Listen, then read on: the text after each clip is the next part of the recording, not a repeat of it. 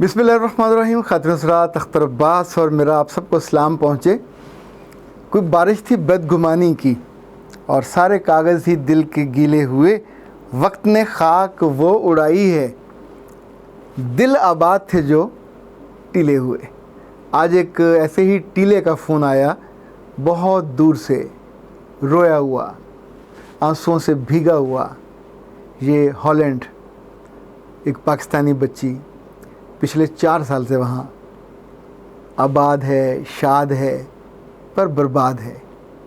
اپنے class fellow سے اس نے محبت کی اور شادی کا اس نے وعدہ کیا، پھر ٹرخاتا رہا، پھر لارے لگاتا رہا، پھر بہانے بناتا رہا اور بالآخر اپنے خاندان سے 2-4 لوگوں کو لا کے نکاح کر لیا، شادی کر کے لے گیا.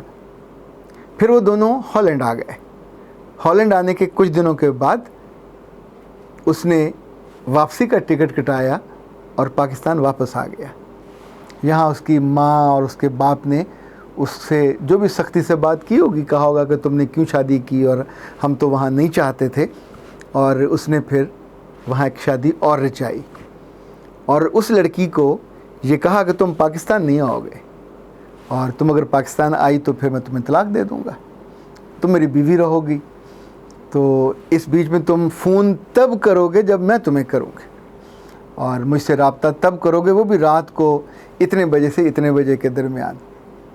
جب کبھی وہ بات کرنے کی کوشش کرتی تو اس کو وہ دھتکارتا، اس کو وہ ایسی برے القاب سے نوازتا کہ میں نے اس بچی سے پوچھا، بیٹا کہیں تو تمہارا کوئی عزت نفس کو بچا ہوگا کہ انسان کسی چوڑے چمار سے کوئی بات نہیں سن سکتا.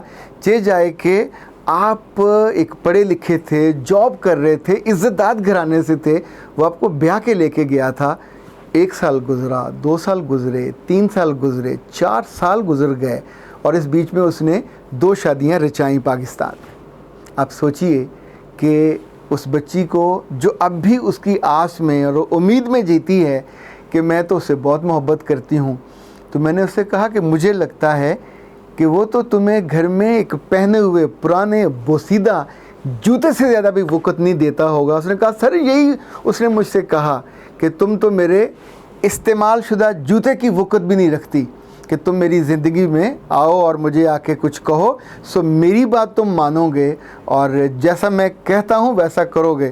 تم پاکستان میں کبھی میری بیوی کا سٹیٹس نہیں پاؤ گے. ہاں بیرون ملک میں کبھی آؤں گا تو ٹھیک ہے، تم میری بیوی ہو. اس نے کہا 1 آدھ دفعہ آئے، خرچہ بھی میں نے کیا اور میرے ساتھ کچھ دن گزار کے پھر واپس چلے گئے. تو یہاں بھی میرا کوئی سٹیٹس نہیں ہے. تو میں نے پوچھا کہ اولاد؟ اس نے کہا اولاد بھی نہیں، اس نے ہونے نہیں دی، کبھی ایسا موقع نہیں آنے دیا. تو میں نے اس سے کہا بچے، اتنا پڑھنے لکھنے کے بعد انسان کے اندر کہیں تو کوئی گھنٹی بجتی ہے، کہیں تو کوئی ایسا دل دھڑکتا ہے کہ میرے ساتھ دھوکہ ہوا، میرے ساتھ فراڈ ہوا. جس آدمی کو میں نے بہترین سمجھا، جس کو میں نے خوشبودار سمجھا، جس کو میں نے مہکتا ہوا اور وفادار سمجھا، وہ تو بے وفا نکلا. اس نے تو اس رشتے کی اتنی بے قدری اور تذلیل کی کہ اس کو ایک رکھیل کے طور پہ رکھا ہوا، جب جی چاہے گا استعمال کر لے گا. نہ کوئی خرچ، نہ کوئی تعلق، نہ کوئی رشتہ. اس بچی کی ماں نے یا بہن نے جب اس سے رابطہ کیا تو اس نے ان کو کچھ نہیں کہا، اس کو کہا کہ اگر دوبارہ مجھے فون کیا تیری ماں نے یا تیری بہن نے تو پھر وہ دن میرے ساتھ تمہارا آخری دن ہوگا. خاتون حضرات، یہ کہانی اگر آپ بھی سنتے تو ممکن ہے آپ مجھ سے ذرا مختلف سوچتے.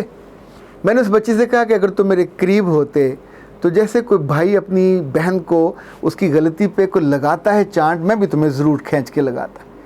تمہیں 4 سالوں میں اپنی بے وقوفی کے جو کوکون تم نے بنایا اس سے نکلنے پہ تیار نہیں ہو. کتنی اور بے عزتی کرواؤ گے، کتنی اور ذلت اپنی کرواؤ گے. اس نے کہا میں کیا کروں؟ میں نے کہا تمہیں میں سچ بتاؤں تو عام طور پہ ایسا مشورہ ہم دیا نہیں کرتے، لیکن یہ بندہ اس قابل ہے، یہ ڈیزرو کرتا ہے کہ تم اسے کورٹ سے نوٹس بھجواؤ کہ میں اس سے علیحدہ ہونا چاہتی ہوں، میں اس سے الگ ہونا چاہتی ہوں. اور یہ تو مرد بھی نہیں ہے.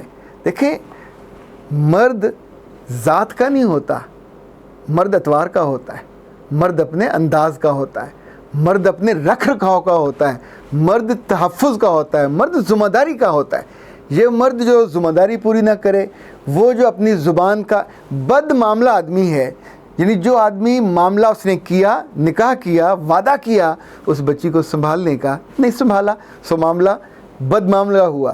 دوسرا بدتمیز ہے، جو اپنے رشتے کو تہذیب کے ساتھ، محبت کے ساتھ رکھنے پہ آمادہ نہیں ہے۔ وہ سوچتا ہے کہ اس کو دبا کے جوتی کی طرح اور ڈرا کے رکھا جائے تاکہ جب جی چاہا جا کے استعمال کر لیا، اور اس کے بعد اس کی نہ رسپانسبلٹی ہے، نہ اس کا کوئی لحاظ ہے، نہ اس کا کوئی خیال ہے۔ آپ سوچیں کہ آپ کسی جانور کے بچے کو بھی ایسے کسی الگ جگہ پہ رکھ کے بھول جاؤ کہ جب میں کبھی گزروں گا تو تمہیں دیکھ لوں گا، وہ کیا کھائے، وہ کیا پیے، وہ کہاں تک جائے، وہ کہاں تک نہ جائے، وہ اپنی زندگی کو انتظار کے سارے کیسے گزارے، یہ اب اس کے بارے میں سوچو بھی نہ۔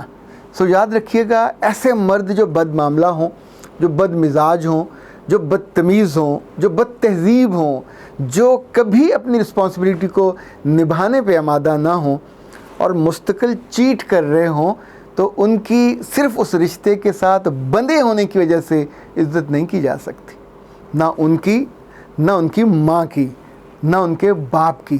اگر وہ ماں نہ بنتی اور ایسا سپوت نہ جنم دیتی تو کیا نقصان ہو جاتا دنیا کا۔ یعنی یہ بچی یہ برباد ہوئی 4 سالوں سے، اس کے ماں، باپ، بہن، بھائی، عزیز رشتہ دار، انہوں نے 4 سال سے اس بدبخت کی شکل نہیں دیکھی ہوگی، ظاہر ہے وہ تو ان کے گھر کبھی جاتا ہی نہیں ہے آنے والے دنوں میں، نہ مرگ پہ، نہ شادی پہ، نہ بیاہ پہ، چونکہ اپنے ماں کے دامن سے بندھا ہوا ہے۔ ماں کون ہے؟ ایک عورت۔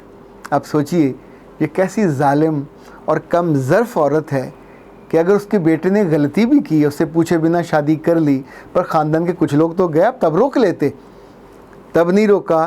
جب یہ پہلی دفعہ اپنی بیوی کو لے کے گیا تب بے عزتی کی، پھر اسی وقت اس بچے سے قسم دلائی ہوگی، اسے کچھ کیا اس سے عہد و پیمان لیے ہوں گے، دوبارہ اس گھر میں اس کو کبھی لے جانے کی اجازت ہی نہیں ملی۔